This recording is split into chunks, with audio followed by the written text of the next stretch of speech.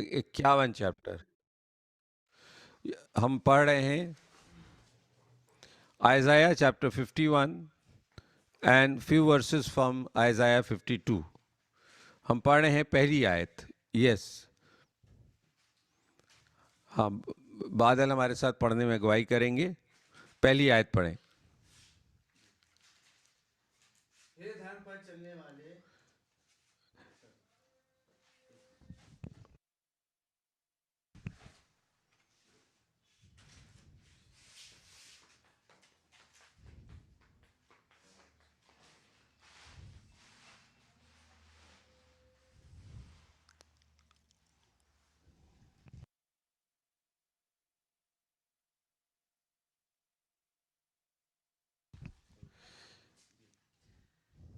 हे धर्म पर चलने वालों, हे आवाज को ढूंढने वालों, कान लगाकर मेरी सुनो।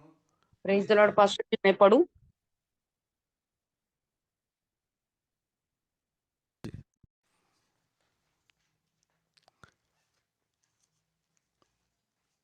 जी पढ़िए बावला जी। Praise the Lord. यशाया की किताब 51 उसकी पहली आयत।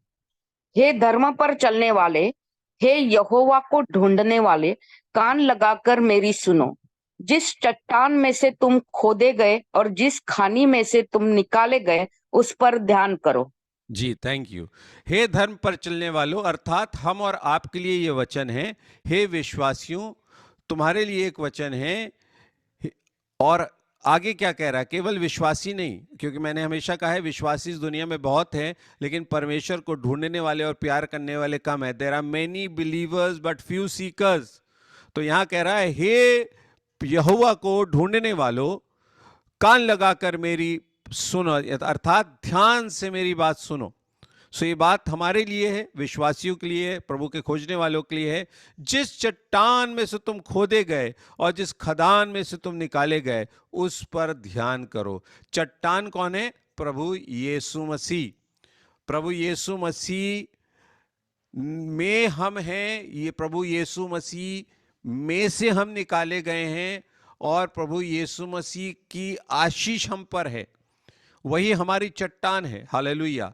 पुराने नियम में अगर आप देखें, कई जगह लिखा है, तो दाऊद कहता है, यहोवा मेरी चट्टान है, वो मेरा शरण स्थान है, वो मेरा गढ़ है, वो मेरा छुड़ाने वाला है। कई जगह कहता है। सो हम किसमें से निकले हैं? हम प्रभु में से निकले हैं। प्रभु में हैं हम, और प्रभु का अभिषेक हम पर है। और क्या कह रहा है? जिस खदान में से तुम निकाले गए हो। देखिए, खदान में से क्या निकाला जाता है? बड़ी कीमती चीज। जैसे कोयले की खदान होती है, माइन होती है, कोयला निकाला जाता है, लेकिन कोयले में ही हीरा रहता है। सो हमारी जिंदगियां तो कोयले की तरह थी, लेकिन परमेश्वर ने उस हमको हीरा बनाया। और एक जगह लिखा है, you are a royal diamond in the hands of God. ठीक है, ये भी पुराने नियम में लिखा है, you can search on the net. ये भी एक वचन है। हमको परमेश्वर ने तराशा है। देखिए, अगर आप किसी मूर्ति को देखें तो क्या होता है? वो पत्थर में से बनाई जाती है। ठीक, मैं पूजने की बात नहीं कर रहा हूं, मैं आर्ट की बात कर रहा हूं, कला की। तो हमारा जो आकार है, हमारी सूरत और सीरत प्रभु यीशु मसीह के द्वारा दी गई है। और अब हम जब प्रभु में आ गए हैं, तो प्रभु से ही के द्वारा ही हम पैदा हुए हैं प्रभु के राज में। सी बॉर्न अगेन का मतलब क्या होता है? प्रभु के द्वारा पैदा होना। जैसे माँ बच्चे को जन्म देती है उस दुनिया में, हम भी परमेश्वर के द्वारा इस दुनिया में पैदा होते हैं, उसकी आत्मा के थ्रू इस दुनिया में पैदा होते हैं। और जो जिसको हम बॉर्न अगेन बोलते हैं, नया जन्म पाए हुए बोलते हैं। और यहां पर कह रहा है, तुम खदान में से निकाले गए, उस पर ध्यान करो। कान लगाओ ढूंढने वालों, धर्म पर चलने वालों, और चट्टान में से तुम निकाले गए हो, खदान में से तुम निकाले गए, तुम्हें क्या करना? उस पर ध्यान करो। दैट मीन्स आज का संदेश क्या है? प्रभु यीशु पर फोकस करना है। क्योंकि मैं आपको बता रहा हूं कि दुनिया में इतना ज्यादा अट्रैक्शन है, डिस्ट्रैक्शन है, आकर्षण है और भटकाव है, बुरी खबर है, टेलीविजन है, सोशल मीडिया है, ठीक है, इतना उतार चढ़ाव है कि अगर इतना ज़्यादा काम हमारे और आपके पास है, इतनी ज़्यादा व्यस्तता हमारे पास है कि अगर हम समय निकाल कर प्रभु को नहीं देंगे या इन सब की गड़बड़ी के मध्य में व्यस्तता के मध्य में अगर हमारा फोकस, हमारा माइंड यीशु में नहीं रहेगा तो हम चिड़चिड़ा जाएंगे, हम अशांत हो जाएंगे, हमारा मन भटक जाएगा और हम प्रभु में मजबूत और खुश नहीं रह पाएंगे. So the first word for today is focus. Focus, focus on Jesus, focus on Jesus. ठीक है.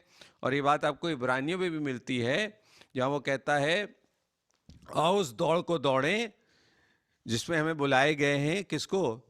विश्वास के कर्ता अर्थात सिद्ध करने वाले यीशु को देखकर. Let us look at Jesus, let us focus on Jesus.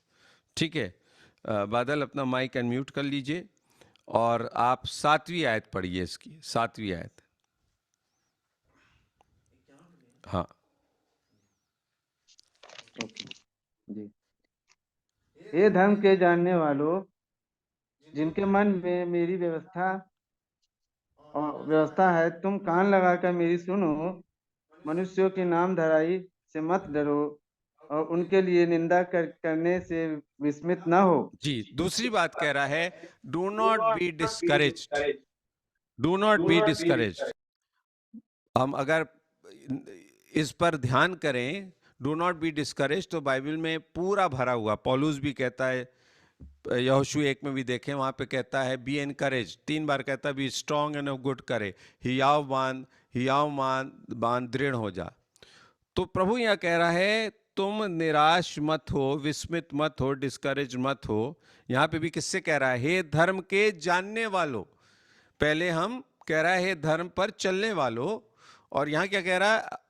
धर्म के जानने वालों. हम धार्मिकता जान गए हैं, प्रैक्टिस करके जान गए हैं, दिमाग से भी जान गए हैं, दिल से भी जान गए हैं, क्योंकि अब हम लोग प्रभु के द्वारा धर्मी हैं, लेकिन धार्मिकता को हम प्रैक्टिस करने की कोशिश करते हैं.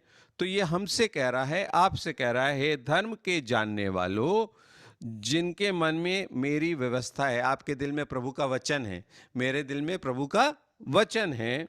तुम कान लगाकर मेरी सुनो. यहां पहले क्या कह रहा है? ध्यान करो. ऊपर कह रहा कान लगाकर मेरी सुनो, और फिर कह रहा कान लगाकर मेरी सुनो. That means these are important things. भले ही हमने कई बार सुनी हो, लेकिन कह रहा these are important things. Pay attention, listen carefully, give heed to my words. मेरी बातों पर ध्यान करो. दूसरी बात कह रहा है मनुष्यों की नामधराई से मत डरो और उनकी निंदा करने से विस्मित मत हो. लोग जब बुराई करते हैं, प्रभु आपको ये वचन दे रहा हो सकता है आपके जानने में, और कई बार आपके ना जानने में लोगों ने आपकी बुराई की हो. ठीक है. मेरी बुराई कई बार कई जगह की गई, आपकी भी की गई होगी. जब आपको मालूम हो गया होगा तो आपको गुस्सा आया होगा या दुख हुआ होगा कि यार ये तो मेरा इतना अच्छा जानने वाला मेरे लिए क्यों ऐसा कह रहा है. या आज के समय में कोई भी ऐसी बात हो जो आपको निराश करती है, तो वचन कह रहा है विस्मित मत हो, निराश मत हो, और खास तौर से लोगों की निंदा से मत डरो. कल मैं एक कोट पढ़ रहा था बहुत अच्छा. If people can not put you down, they will instigate others to hate you. अगर लोग आपको नीचा नहीं कर सकते अपने कर्मों से और अपनी निंदा अपनी बातों से या किसी तरह से, तो वो दूसरों को भड़काएंगे कि वो आपके खिलाफ हो जाए. और आपके साथ हुआ होगा, मेरे साथ हुआ. मैं सच बताऊं, मेरे साथ हुआ. जब जिनका भला किया उन्होंने बुरा किया. जब वो बुरा नहीं कर पाए तो उन्होंने जा के कई लोगों को, हमारे नज़दीकी के लोगों को, रिश्तेदारों को हमारे खिलाफ भड़काया. लेकिन मैं आपको बता रहा हूँ, कुछ भी छुपा नहीं जो खोला नहीं जाएगा. जिसके अंदर जो है वो बाहर आ जाता, लोग पहचान जाते हैं. So the first thing is focus on Jesus. The second thing is do not be discouraged. अब हम 11वीं आयत की तरफ चल रहे हैं, इस पर हम ध्यान करेंगे. जी, 11वीं आयत जोर से पढ़ेंगे. यहोवा के छुड़ाए हुए लोगों लौट कर जय जयकार करते हुए सियोन में आएंगे और उनके सिरों पर अनंत आनंद गूंजता रहेगा और वे हर्ष और आनंद प्राप्त करेंगे और शोक और सिसकियों का अंत हो जाएगा। यहोवा के छुड़ाए हुए लोग लौटकर जय जयकार करते हुए सियोन में आएंगे। यहोवा के छुड़ाए हुए लोग हम लोग हैं। ऐसा नहीं कि छुड़ाए जाएंगे। We have already been redeemed. The Bible says fear not, I have redeemed you, I have delivered you। हम ऑलरेडी छुड़ाए जा चुके हैं अनंत काल के विनाश से, शैतान के हाथ से। हमने जो पाप किए उनसे हम छुड़ाए जा चुके हैं। पहले की पुरानी गंदगियों से, परिस्थितियों से, गरीबी से। अगर आप पीछे 10 साल 5 साल पलट के देखें, परमेश्वर में कितनी चीजों से छुड़ाया। तो वो ये वचन हमारे लिए, आपके लिए। पहला कह रहा है हे धर्म पर चलने वालों, फिर कह रहा है धर्म के जानने वालों, फिर कह रहा है यहोवा के छुड़ाए हुए लोगों। हमारे लिए यहां पर क्या वचन है कि तुम लौटकर जय जयकार करते हुए आओगे और हमारे सिरों पर अनंत आनंद गूंजता रहेगा और हम हर्ष और आनंद प्राप्त करेंगे और शोक और सिसकियों का अंत हो जाएगा। क्या आज आपके पास शोक है? क्या आज आपके पास सिसकियां हैं? क्या आज आप प्रार्थना में बहुत रो रहे हैं? क्या आज आप बिस्तर पे आपको नींद नहीं आ रही है? क्या आप किसी कारण से बहुत ज़्यादा टेंशन में हैं? ठीक है, बाइबल में लिखा है हर चीज का वक्त होता है, दुख का और सुख का। ठीक है, दुख भी आता है। अय्यूब के जीवन में दुख आया, पौलुस के जीवन में दुख आया। कितनी बार उसे मारा गया, पीटा गया, कूटा गया, कपड़े फाड़ दिए गए, जेल में डाल दिया गया, पत्थरवाह कर दिया गया। पतरस के साथ हुआ, यीशु मसीह के साथ हुआ। दुख आता हमारे जीवन में, लेकिन बाइबल बता रही है, जैसे एक बड़ा अच्छा एडवर्टीजमेंट आता है ना, डर के आगे जीत है। तो दुख के आगे, शोक के आगे क्या रखा है? आनंद रखा। वैसे भी बाइबल में लिखा है तुम्हारा दुख आनंद में, your sorrow will turn into joy. So today the Lord is speaking to us, those who have been redeemed, that there is joy for us, there is everlasting joy for us. यहां पे देखिए लिखा हुआ एक word, अनंत आनंद। We are partakers of everlasting joy, everlasting life। ये आनंद केवल भावनाओं का नहीं है कि हमारे अंदर अच्छी भावना है तो हम सुखी हैं और खुश हैं, हमारे अंदर भावना अच्छी नहीं है तो हम दुखी हैं। No, our joy is not only feelings, our joy is a decision, our joy is our redemption, our joy is that we have everlasting life, our joy is that we have been forgiven, our joy is that God answers our prayers, our joy is that we have become God's child, our joy is that we have been washed by the blood of Jesus, our joy is that when we pray for others, the Lord heals them, our joy is that trouble will not overtake us because we are more than conquerors। Hallelujah। Thank you Jesus। धन्यवाद धन्यवाद धन्यवाद। Thank you Jesus, thank you Jesus। Okay, now 21वीं आयत इसकी पढ़ते हैं। 21वीं आयत, 21 और 22 का 2 लाइन पढ़ेंगे। जी पढ़िए। इस कारण हे दुखियारी, सुन, तू मतवाली तो है परंतु दाख मधु पीकर नहीं। तेरा प्रभु यहोवा जो अपनी प्रजा का मुकदमा लड़ने वाला तेरा परमेश्वर है, वह यूं कहता है, सुन, मैं लड़खड़ा देने वाले मत के कटोरे को अर्थात अपनी जलजलाहट के कटोरे को तेरे हाथ से ले लेता हूँ। तुझे उसमें से फिर कभी पीना ना पड़ेगा। बस, अब आप में से और हम में से कुछ लोग दुखियारी होंगे।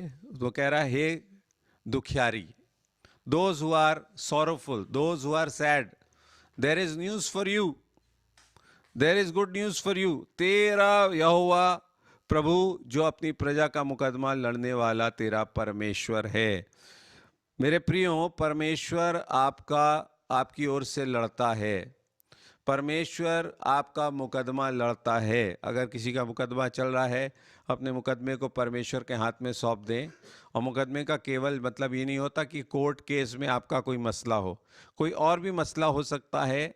आपका पैसा फंसा हो सकता है, कोई बिजनेस में आपने डील की हो, ठीक है, आपकी ग्रेच्युटी फंसी हो सकती है जहाँ से आपने जॉब किया। मैं एक दो लोगों को जानता हूँ जिनका पीएफ मिल गया लेकिन ग्रेच्युटी नहीं मिली। कोई भी ऐसा फंसा हुआ मसला जिसका समाधान ना कर पा रहे हैं और कोई हावी होने की कोशिश कर रहा है, उस मसले को, उस मैटर को परमेश्वर के हाथ में सौंप दीजिए। उसे मालूम है ठीक तरह से किस फंसी हुई उलझी हुई चीज़ को कैसे सुलझाना है। और कह रहा है अगर मैंने तुझ पर जलजलाहट भी की है तो मैं उस जलजलाहट के कटोरे को तुझसे ले लूंगा। Even if I have punished you, even if I have chastised you, even if I have afflicted you, तेरी अगर मैंने ताड़ना भी की है, तुझे ठीक करने के लिए तुझे डांटा भी है, आगे लिखा है I will afflict you no more, मैं तुझे और अब प्रताड़ित ना करूंगा, उस कटोरे को मैं तुझसे ले लूंगा। This is the good news. This is the good news. The Lord is fighting your battles. The Lord is ready to fight your battles. The Lord is ready to work on your behalf. That is the fourth point. And the last point for today is thank you, Jesus. Thank you, Jesus. Thank you, Jesus. Chapter 52 and last verse. Chapter 52 last verse. 12वीं आयत जी हम लोग पढ़ रहे हैं। Chapter 52 52 उसकी last verse 12वीं आयत। क्योंकि तुमको उतावली से निकलना नहीं और न भागते हुए चलना पड़ेगा, क्योंकि यहोवा तुम्हारे आगे आगे अगुवाई करता हुआ चलेगा और इज़राइल का परमेश्वर तुम्हारे पीछे भी रक्षा करता चलेगा। यहोवा तुम्हारे आगे आगे अगुवाई करता हुआ चलेगा और इज़राइल का परमेश्वर तुम्हारे पीछे भी रक्षा करता चलेगा। यहोवा तुम्हारे आगे आगे अगुवाई करता हुआ चलेगा क्योंकि वो हमारा चरवाहा है। यशायाह 45 में लिखा, मैं तुम्हारे आगे आगे जाऊंगा। I will go before you to level the mountains. मैं तुम्हारे आगे आगे जाकर पहाड़ों को समतल करूंगा, रास्ता बनाऊंगा। Because he is our shepherd, इसलिए वो हमारे आगे चलता है ताकि हमारी अगुवाई करे और हमारे पीछे भी चलता है ताकि वो हमारी रक्षा करे। तो आगे से क्या करता परमेश्वर? अगुवाई करता, और पीछे से क्या करता है? हमारी रक्षा करता है। और सबसे अच्छा उदाहरण आपको मालूम है कहाँ मिलेगा इसका? जब इजरायली लोग मिस्र में से निकले और लाल समुंदर के सामने खड़े थे तो पीछे तो सेना आ रही थी, वो भी मौत, और आगे समुद्र, वो भी मौत। ना पीछे जा सकते ना आगे जा सकते और फंस गए। मेरे प्रियो, आप जितना भी आज फंसे हुए, जितना भी फंसे हुए आप महसूस करते हैं, डॉन मोइन का बहुत अच्छा गाना है, God will make a way where there seems to be no way. He works in ways you cannot see. He will make a way for me. He will be my guide, standing always by my side. So परमेश्वर वहां रास्ता निकालता है जहां रास्ता नहीं है। तो क्या हुआ? आगे परमेश्वर ने मूसा की अगुवाई की और कहा अपनी लाठी को पानी में डाल, और पीछे आग का खंभा बन गया। आपने देखा होगा 10 कमांडमेंट्स में।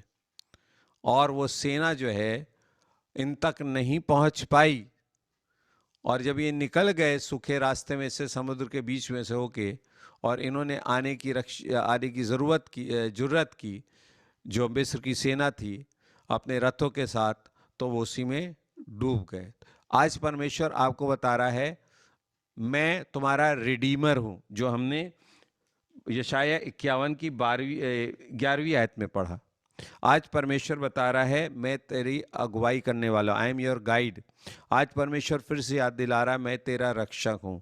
आज परमेश्वर याद दिला रहा है, डू नॉट बी डिस्करेज्ड। खासतौर से लोग जब तुम्हारी निंदा करते हैं, आज परमेश्वर याद दिला रहा है कि हम यीशु मसीह पर ध्यान दें, क्योंकि वही हमारी चट्टान है जिस पर हम खड़े होते हैं, जिसमें से हम निकाले गए हैं और उसी में आज हम बने हैं। और परमेश्वर याद दिला रहा है कि जिन बातों को लेकर तुम दुखी हुए हो, हे दुखियारी, तेरे हाथ से मैं तेरे दुख का कटोरा अब ले लूंगा और तेरा मुकदमा लड़ूंगा।